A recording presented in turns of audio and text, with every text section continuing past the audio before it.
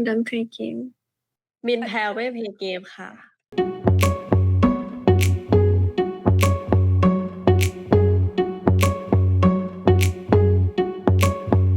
Hello. Hello My name is Kristen, and this is Plern. Nice to meet you. Nice to meet Nice to you meet you too too. So thank you so much for being here. If you could introduce yourselves and tell us a little bit about your characters in the series, that would be wonderful. สวัสดีค่ะวิวนะคะ ก็รับบทเป็นมินนะคะ จากเรื่อง Girl Rules the Series ค่ะ มินก็จะเป็นโปรดิวเซอร์นะคะ เป็นเจ้าของบริษัทร่วมกับปริม เป็นสาวสเตรทที่ตอนนี้เปลี่ยนใจแล้วค่ะ สวัสดีค่ะ มิมรัตนาวดีนะคะ รับบทเป็นแพรวในเรื่อง Girl Rule ค่ะ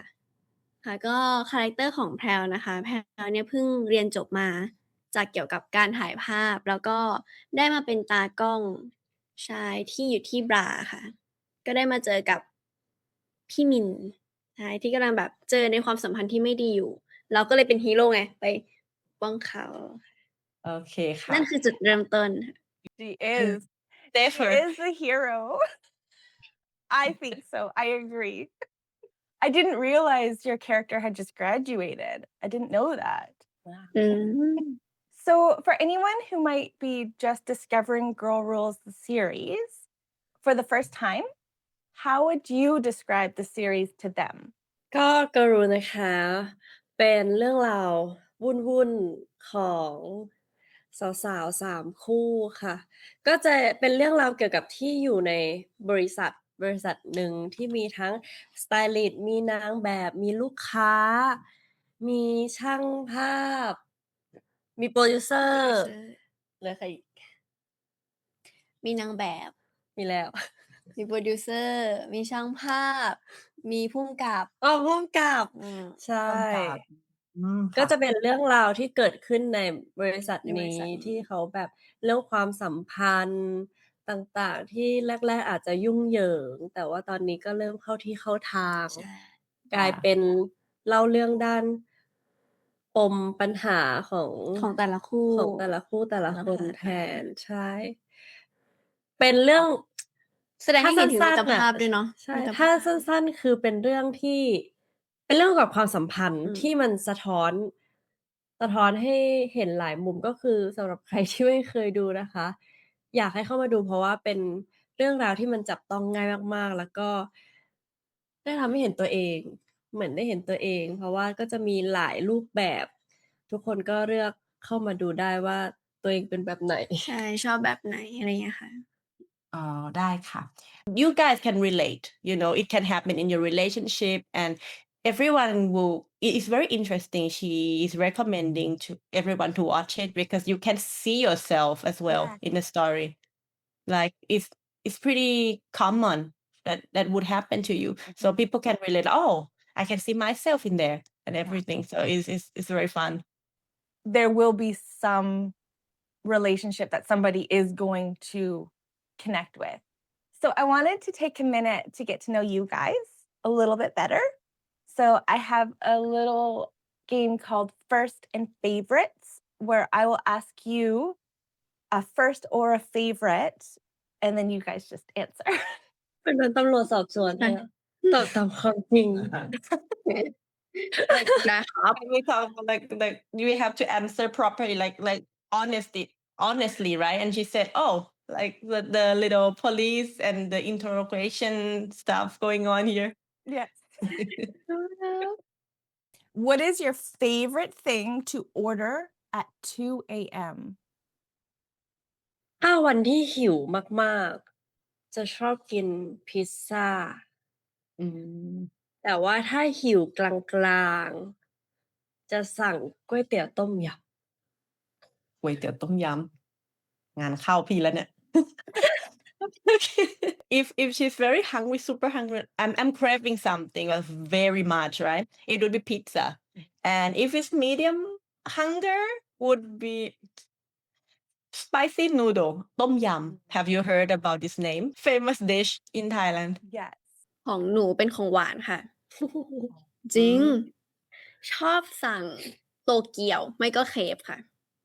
For me, I would say sweet. It's a little snack. It's Tokyo. It's called Tokyo, but it's not like the capital or anything related to Japan or anything. Nothing at all. But I don't know where. Like all มัน white. เรียกว่าไอ้นี่เปล่าคะ แพน pancake เค้ก Very thin batter. Like when you put on the pan, it's very thin. Yeah. And Yeah, usually yeah. you fill it up with And the you stuffing roll it. and you Roll it just like roll it. Yeah. Yeah. So it's her favorite, and also the crepe as well. Yeah. Yum. Those are good choices. What was your first impression of each other? first impression เราเจอกันที่ตึก ที่ตึกที่ ซึ่ง พี่มา น้อง หา มิมกำลังทำงาน แต่หนูน่าจะมาเดินเล่นหรืออะไรสักอย่าง ที่แบบเดินกำลังหาใครสักคนหนึ่งแล้วน้องเดินผ่านพอดีน้องก็น่าจะทักกันแค่ชื่อแล้วหนูก็เขาตั้งใจทำงานดีเนาะดูแบบ ฉันจะไปทำงานอะไรเงี้ยก็เลยแบบโอเคเด็กคนนี้มันก็เป็นฟีลแบบ ก็ไปทำงานอะ ก็ต้องเรียกว่าอะไรอะ มุ่งมั่นไหมคะ ฟีลนั้น อ๋อ ฟีลนั้น โอเค ได้ ได้ เขา ค่ะ เขากำลังโฟกัสกับงานอยู่แล้วเราก็เลยได้ทักทายกันแค่อ๋อมิมเหรออันนี้วิวอะไรเงี้ย ของหนู เหมือนวันนั้นน่ะหนูเข้ามาถ่ายโพรไฟล์ที่ตึกค่ะ โอ้ ใช่วันนั้นหนูเข้ามาถ่ายโพรไฟล์แล้วก็มีคนถามหนูว่าเนี่ยคู่กับพี่วิวใช่ไหมได้เจอพี่วิวหรือยังวันนี้พี่วิวเข้าตึกนะหนูบอกอ้าวเหรอไหนเนี่ยเขาบอกแล้วก็มีคนมาบอกหนูว่าพี่วิวมาหาพูดอย่างนี้เลยพี่วิวมาหาหนูก็ดีใจแล้วอุ๊ยเขามาหาหนูเหรออะไรอย่างเงี้ยหนูก็เลยแบบเดินออกไป แต่จะเป็นจังหวะที่เขาแบบว่าเขาอาจจะเดินเข้ามาพอดีอะไรอย่างเงี้ยแต่ว่ามีคนบอกพี่วิวมาหาหนูหนูก็แบบเดินออกไป แต่ว่าตอนนั้นก็จะไปทำงานด้วยแล้วก็เจอเขาได้รู้สึกว่าความประทับใจแรกเหรอเขาสวยดี ค่ะ อืม โอ ค่ะ เคค่ะ สั้นๆจบนะคะ คือไม่ได้คุยอะไรกันก็สวย โอเคค่ะ The first impression was that she's very beautiful. Good first impression. What is your favorite film, like your favorite movie of all time? That's a hard one, I think. for me The Notebook Oh, The Notebook? Is that what you yes หนังที่ชอบ Harry Potter Ooh. I love Hermione Wingardium Leviosa So good. Good ฉัน choice. ชอบไอ้นี่ Lord Voldemort She said she likes Voldemort. Can't say his name. Secret บอกว่าอย่าพูดถึงชื่อ อ๋ เขา อ What is the first thing you do when you wake up in the morning? เล่นโทรศัพท์ I'm playing with my phones. ของหนูนั่นแหละค่ะกินขนมปัง เดินเข้าไปข้างล่างตึ้งเปิดตู้เย็นกินขนมปัง เป็นบ้าปะ And last one, what is the favorite thing about your characters? ชอบที่สุดก็คงเป็นเรื่องที่ตัวละครมินได้ส่งสารหลายเรื่องที่มันสะท้อนสังคมแบบจริงๆ ไม่ว่าจะเป็นเรื่องความรุนแรง การเรียนรู้และยอมรับตัวเอง ใช่ค่ะ ของหนูชอบความสดใส ความน่ารักแล้วก็ความเป็นบวกในตัวแพรวค่ะ This character is very cheerful and Ooh. cute and like bright. Very Like bright. she's bright. Yeah. You both do have a history together. Before the series, you worked together in Us and in Sweet Tooth Good Dentist as well. Did having a foundation make it easier to build your chemistry for Girl Rules? เรื่องความง่าย ไม่ได้ช่วย ไม่ได้ช่วยเลยเหมือนเพราะว่าจาก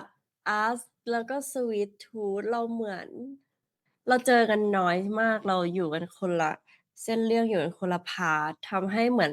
เรามาเริ่มต้นจริงๆใน Girl Rule เลยก็เลยแบบ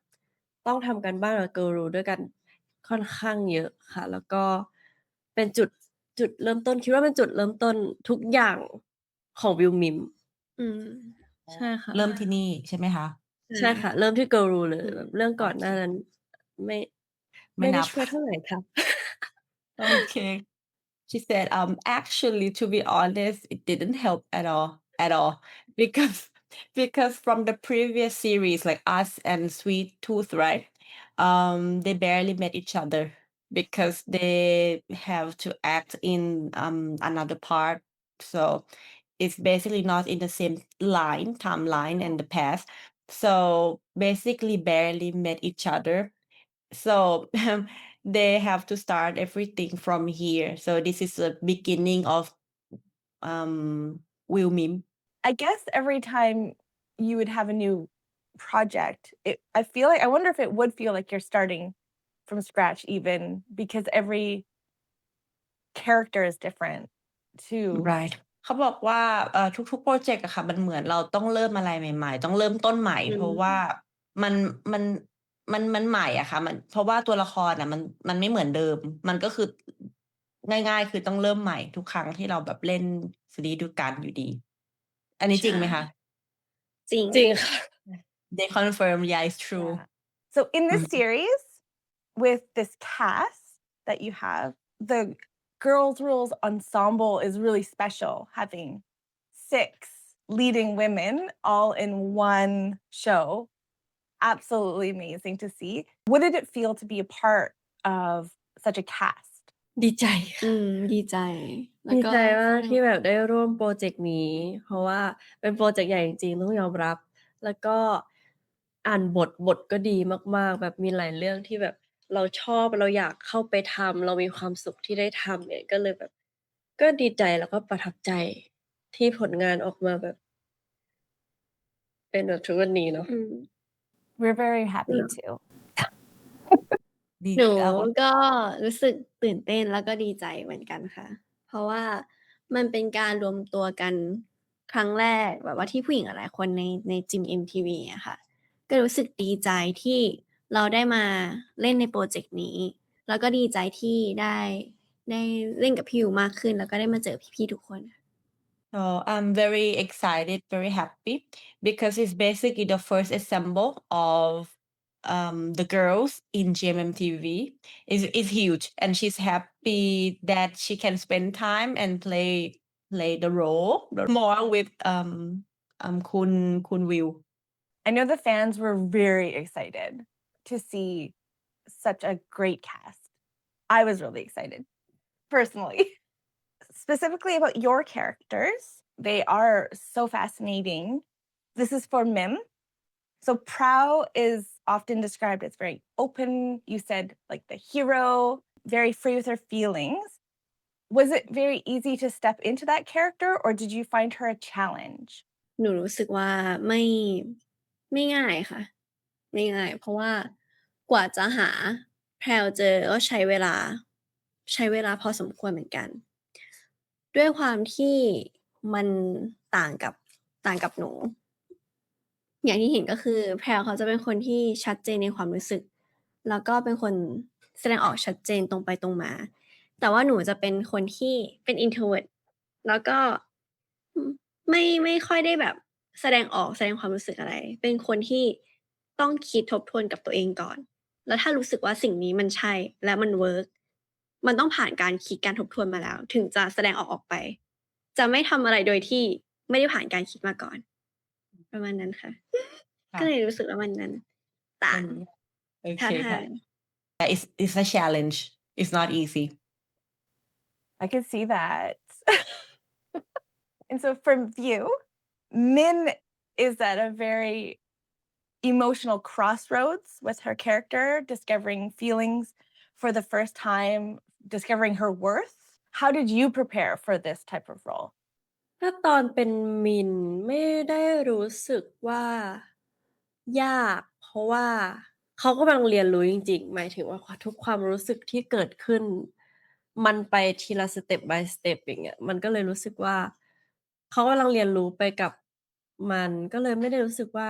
ยากขนาดนั้น แต่ว่าตอนที่วิวเป็นคนอ่านบทตอนที่ยังไม่ใช่มินเนี่ยค่ะ ก็รู้สึกว่าแอบยาก เพราะว่าเรื่องที่เป็นปัญหาของมิน มันไม่มีทางเป็นปัญหาของวิวเลย หมายถึงว่าทุกอย่างที่มินพบเจอ มันไม่มีทาง เกิดขึ้นกับวิวหมายถึงว่าที่เขาสับสนในตัวเองที่เขาเรื่องคือเรื่องที่เป็นเรื่องใหม่สำหรับเขาแล้วกัน เรื่องที่เป็นเรื่องใหม่สำหรับมินมันไม่ได้ใหม่สำหรับวิว ก็เลยรู้สึกว่ามันยากตรงที่พอเราไปเป็นมินแล้วอะเราต้องไม่เราต้องคิดเราต้องทำให้คนเห็นว่ามันเป็นเรื่องใหม่สำหรับมิน มันก็เลยต้องทำการบ้านนิดนึงว่าเขาต้องมีรีแอคชั่นยังไง คิดยังไงใช่ไหม คิดยังไงสำรวจตัวเองยังไง ค่อยๆไปยังไงประมาณเนี้ยค่ะ Oh, thank you for sharing that, you two. You're both doing such an amazing job in these characters. I think I know that the fans are really connecting with them and really loving you guys as these characters. So เขาบอกว่าขอขอบคุณทั้งสองคนที่แบบว่าแบบมาแชร์เรื่องราวให้พวกเราฟังนะคะทั้งสองคนอะเลิศมากทำได้ดีมาก แล้วก็แฟนๆก็คิดเหมือนกันแน่นอนมั่นใจนะคะ ทุกคนชอบมากเลยดูแล้วติดตามกันเต็มที่ค่ะ one game. Oh, sorry and she said thank you I got too excited.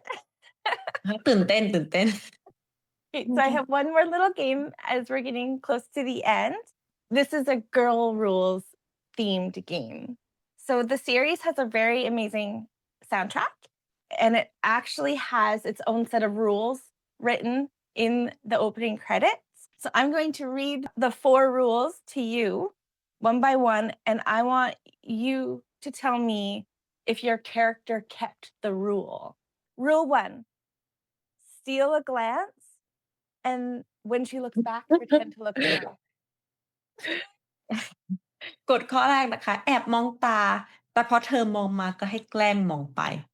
ไม่นะ มินกับแพลวเขาสู้ตากันนะ ก็จริง เขาไม่มีแบบ อย่างนี้เขาถ้าชากอย่าน่าจะเป็น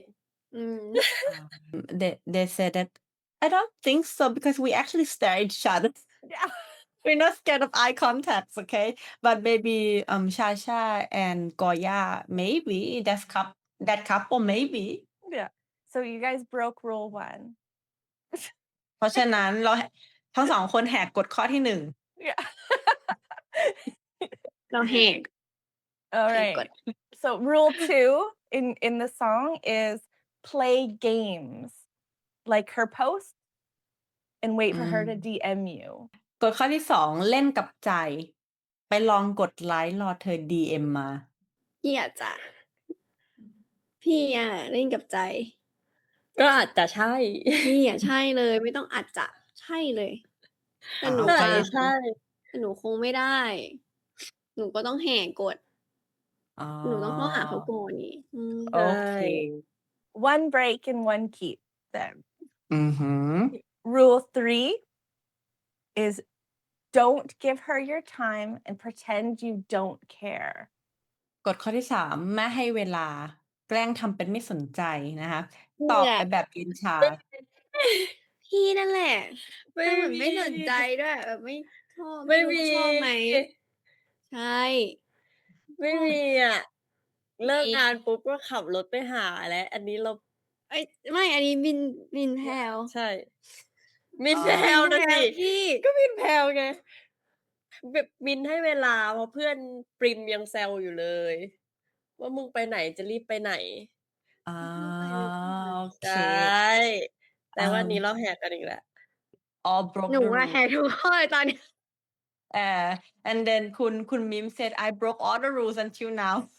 All right, rule 4, the last rule is make her feel more than you do. ข้อที่ 4 นะคะ ข้อนี้แหมมันแสบจริงๆ ให้เธอรู้สึกมากกว่า แค่นี้ก็เสร็จฉัน I control the game มีอะ she ไม่ says มีหร no อก หนูไม่คิดจะคุมเกมเขาหรอก หนูแบบ หนูให้หนูก็ให้จริง ๆ ไง so she broke too because she ใช่ said of course I don't do the games if I give it's my true feelings I don't play games I don't play game มินแพลวไม่เพลย์เกมค่ะ It looks like you guys broke all of the girl rules from your song. สรุปแหกทุกข้อเลย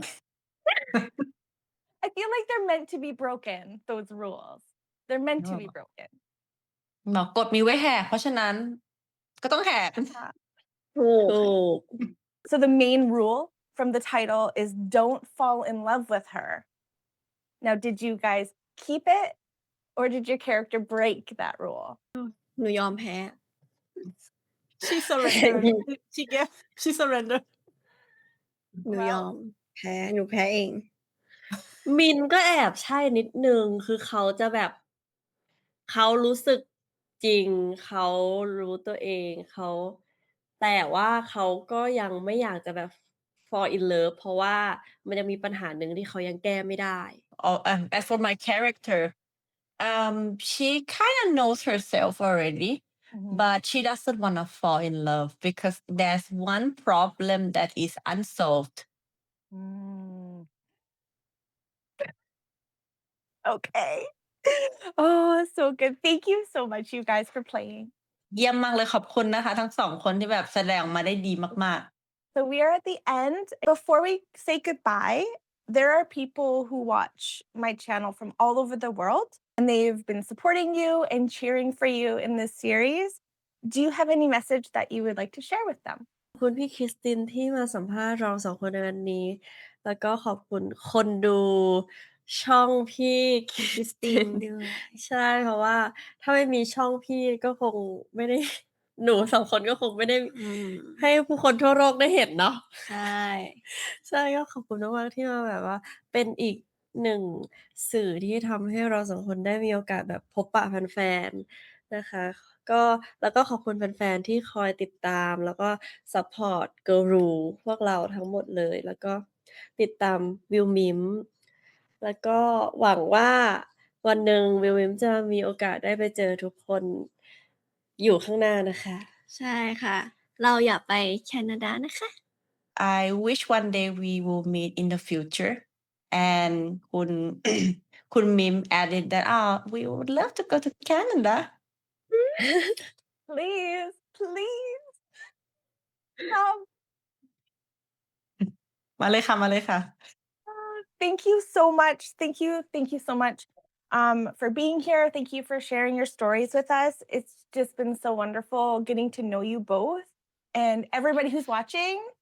please watch Girl Rules. Spread the word about how amazing it is. Thank you. Thank Thank you you ขอบคุณค่ะ Thank บ๊าย you. บาย Thank you so much. Thank you. Have a wonderful rest of your day. Thank you Bye bye บ๊ายบาย ขอบคุณนะคะ สวัสดีค่ะ